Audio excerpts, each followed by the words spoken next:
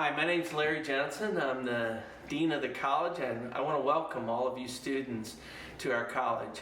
We have a great college.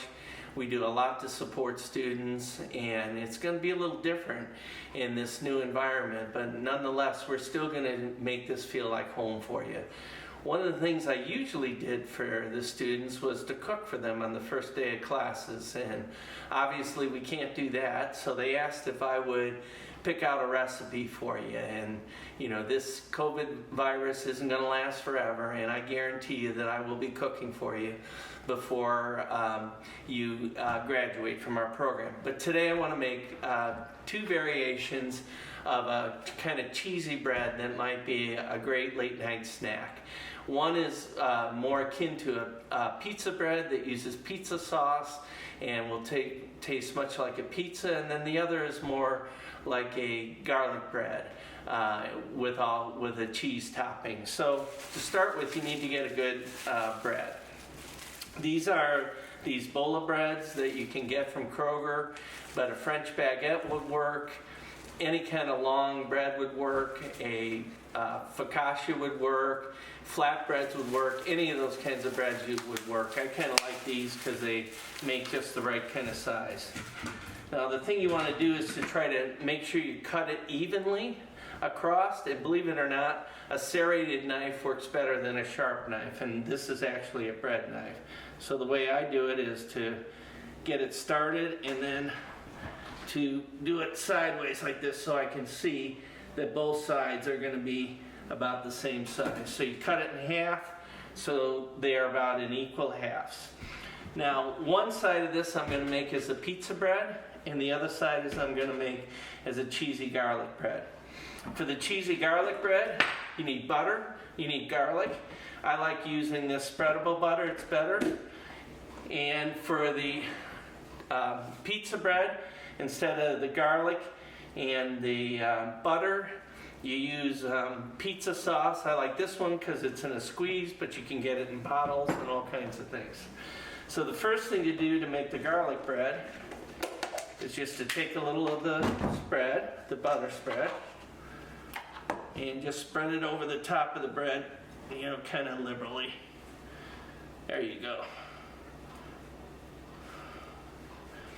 And then that was probably about a tablespoon of butter, more or less, and then about a teaspoon of garlic, and you just spread it. If you don't have this kind of garlic, you could use garlic salt, garlic powder, even just crushing your own garlic clove. This is just a lot easier. So then once you have the garlic and the butter on, you take a little Parmesan cheese and just do that, because that Parmesan cheese is going to crisp up and make us a nice base for you. So this is the base for the cheesy garlic bread.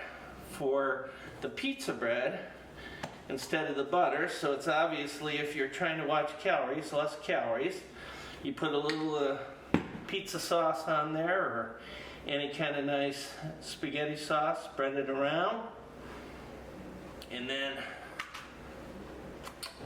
good, you put a little Parmesan cheese on it.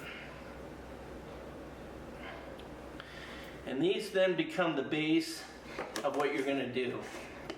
What you do then is you put it, I like putting it on a rack like this.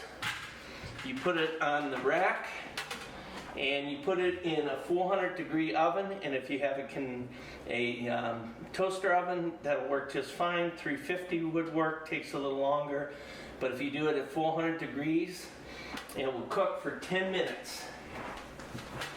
So I would put this in the oven for 10 minutes. But what I already did is, ahead of time, I made one. And so at the end of the time, if you could see, the garlic butter is the garlic gets a little crisp around the edges. The cheese is kind of melted, and now it's ready for you to take to the next level. At this point, you do essentially the same thing with both of the breads. You can put onions and tomatoes on it. You could put green peppers on it, canned mushrooms, or get some mushrooms, pepperonis, whatever you would like to do this. So what I'm going to do is I'm going to take some pepperonis and I'm going to put those on the pizza bread. Just put them on here like this. 4 is probably good. You can overlap a little bit. And then I'm going to use a couple of tomatoes and some onions for the garlic bread. That's actually my favorite. Then put a little oregano over the top of these. You could use spaghetti seasoning if you like basil, but oregano or some kind of Italian spice is the best. Then you pick what kind of cheese you like. The traditional would be a mozzarella cheese. You could use provolone, you could use Munster, you could even use Swiss or whatever you want to use, whatever kind of cheese you like. Slices are better.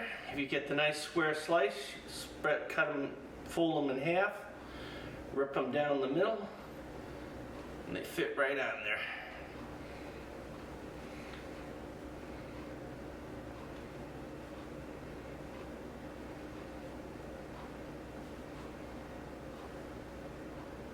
And if you want a little more cheese, sometimes I take another slice, except this time I do it in quarters.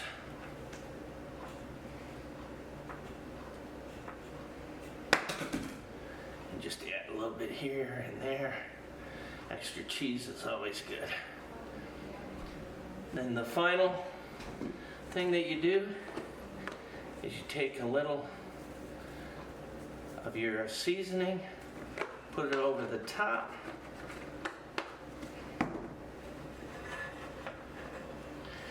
And then I'll take the ones that I made last night and these and put them in the oven for another 10 minutes. Okay, so I told you 10 minutes, but like with everything, it sometimes takes a little more, a little less.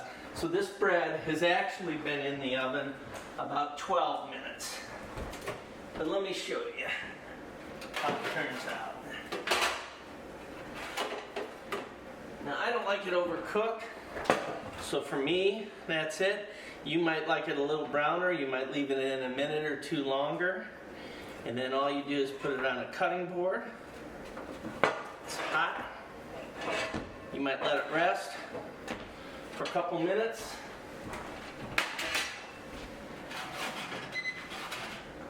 We stuck another one in between, but that one's not quite ready, so I'll let that go. And then a rounded knife works best to do this. You just cut it through like this.